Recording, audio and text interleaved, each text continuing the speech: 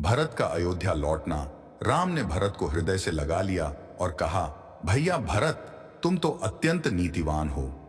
क्या तुम समझते हो कि मुझे राज्य के निमित्त पिता के वचनों को भंग कर देना चाहिए? क्या धर्म से पतित होना उचित है? जो कुछ भी हुआ उसमें तुम्हारा कोई भी दोष नहीं है। तुम्हें दुखी और लज्जित होने की किंचित मात्र भी आवश्यकता नहीं है। माता कैकेयी की निंदा करना भी उचित नहीं है, क्योंकि उन्होंने पिताजी की अनुमति से ही वर मांगे थे। मेरे लिए माता कैकेयी और माता कौसल्या दोनों ही समान रूप से सम्माननीय हैं। तुम्हें झांत है कि मैं पिताजी की आज्ञा का उल्लंघन कदापि नहीं कर सकता। पिताजी ने स्वयं ही तुम्हें राज्य प्रदान किया है, अतः उसे ग्रहण करना तुम्हारा कर्तव्य है। पिताजी के परलोक सिद्धार जाने का मुझे अत्यंत दुख है। मुझ अभागे को उन्होंने अपनी सेवा, अंतिम दर्शन और दाह संस्कार के अवसर से वंचित कर दिया। कहते कहते राम के नेत्रों से अश्रुधारा बह चली। फिर उन्होंने सीता से जाकर कहा, प्रिय, पूज्य पिताजी स्वर्गलोक सिधार गए। तत्पश्चात लक्ष्मण को संबोधित करते हुए बोले, भैया, अभी अभी मुझे यह समाचार भरत से प्राप्त हुआ है कि हम पितृविहीन हो गए हैं। इस सूचना को सुनते ही सीता और लक्ष्मण बिलख बिलख कर रो पड़े। इसके पश्चात राम ने प्रयासपूर्वक धैर्य धारण किया और सीता तथा लक्ष्मण के साथ मंदाकिनी के तट पर जाकर पिता को जलांजलि दी। वक्कल चीर धारण किया, हंगुदी के गूदे का पिंड बनाया और उस पिंड को कुशा पर रखकर उनका तर्पण किया। पिंडदान तथा स्नानादि से निवृत्त होने के पश्चात वे अपनी कुटिया में लौटे और भाइयों को भुजाओं में भरकर रोने लगे। उनके आर्तनाद को सुनकर गुरु वशिष्ठ तथा सभी रानियां वहां आ पहुंची। विलाप करने में वे रानियां भी सम्मिलित हो गईं। फिर प्रयासपूर्वक धैर्य धारण करके राम, लक्ष्मण और सीता ने सब रानियों एवं गुरु वशिष्ठ के चरणों की वंदना की। कुछ काल पश्चात सभी लोग रामचंद्र को घेर कर बैठ गए और महाराज दशरथ के विषय में चर्चा करने लगे। इस प्रकार वह रात्रि व्यतीत हो गई। प्रातःकाल संध्या, उपासना आदि से निवृत्त होकर राजगुरु तथा मंत्रीगण को साथ लेकर भरत राम के पास आए और बोले, हे रघुकुल शिरोमणि, प्रतिज्ञाबद्ध होने के कारण पिताजी ने अयोध्या का राज्य मुझे प्रदान किया था। उस राज्य को अब मैं आपको समर्पित करता हूं। कृपा करके आप इसे स्वीकार करें। राम ने कहा, भरत, मैं जानता हूं कि पिता की मृत्यु और मेरे वनवास से तुम अत्यंत दुखी हो, किंतु विधि के विधान को भला कौन टाल सकता है? किसी को भी इसके लिए दोष देने की आवश्यकता भी नहीं है। संयोग के साथ वियोग का और जन्म के साथ मृत्यु का संबंध तो सदा से ही चला आया है।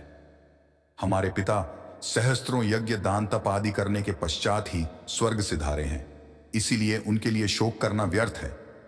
तुम्हें पिताजी की आज्ञा मानकर अयोध्या का राज्य करना चाहिए और मुझे भी उनकी आज्ञा का पालन करते हुए वन में निवास करना चाहिए।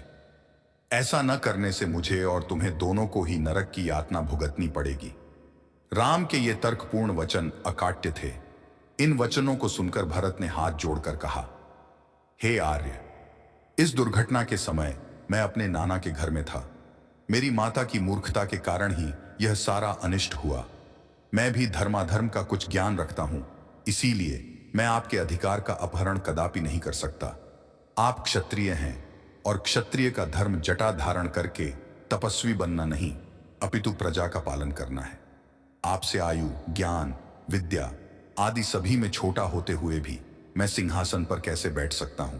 इसीलिए आपसे प्रार्थना करता हूं कि आप राज सिंहासन पर बैठकर मेरे माता को लोक निंदा से और पिताजी को पाप से बचाइए, अन्यथा मुझे भी वन में रहने की अनुमति दीजिए।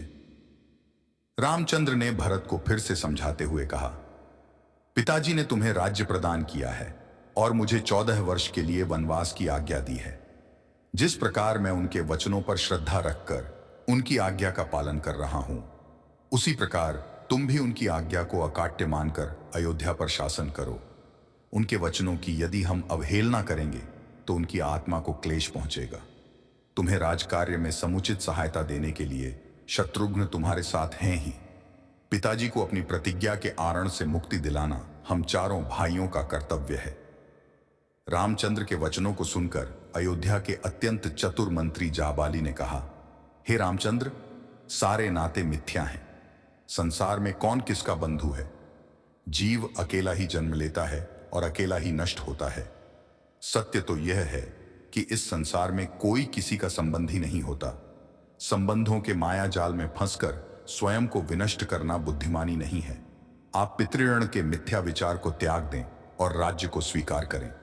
स्वर्ग, नर्क, परलोक, कर्मों का फल आदि सब काल्पनिक बातें हैं। जो प्रत्यक्ष है वही सत्य है।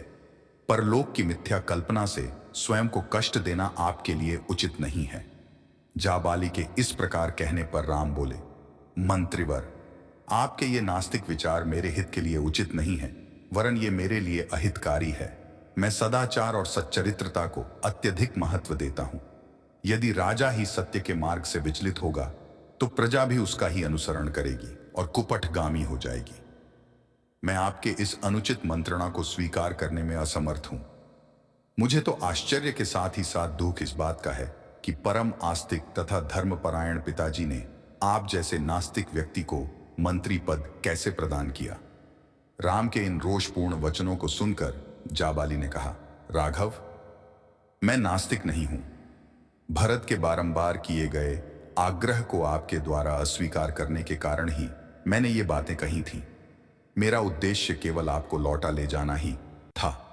आपको लौटा ले जाने के लिए मेरी मंद बुद्धि में इन बातों के अतिरिक्त और कोई उपाय ही नहीं सूझा।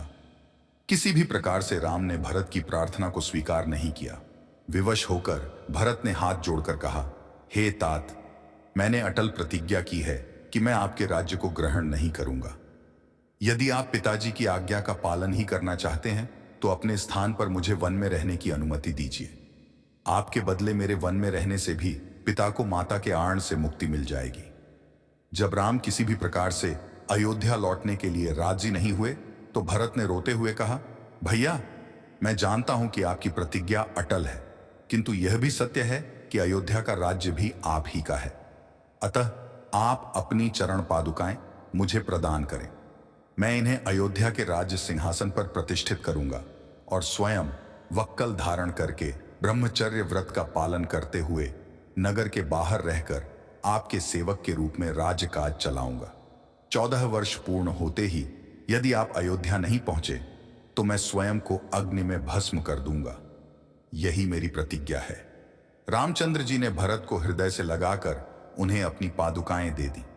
फिर शत्रुघ्न को समझाते हुए बोले, भैया, माता कैकेयी को कभी अपशब्द कहकर उनका अपमान मत करना। इस बात को कभी न भूलना कि वे हम सबकी पूज्य माता हैं। तुम्हें मेरी और सीता की शपथ है। फिर माताओं को धैर्य बंधाकर सम्मान पूर्वक सबको विदा किया। श्री राम की चरण पादुकाओं के साथ भरत और शत्रुघ्न रथ पर सवार हुए। उनके पीछे अन्य अनेक रथों पर माताएं, गुरु, पुरोहित, मंत्रीगण तथा अन्य पुरवासी चले। सबसे पीछे सेना चली। उदास मन लिए हुए सब लोग 3 दिन में अयोध्या पहुंचे।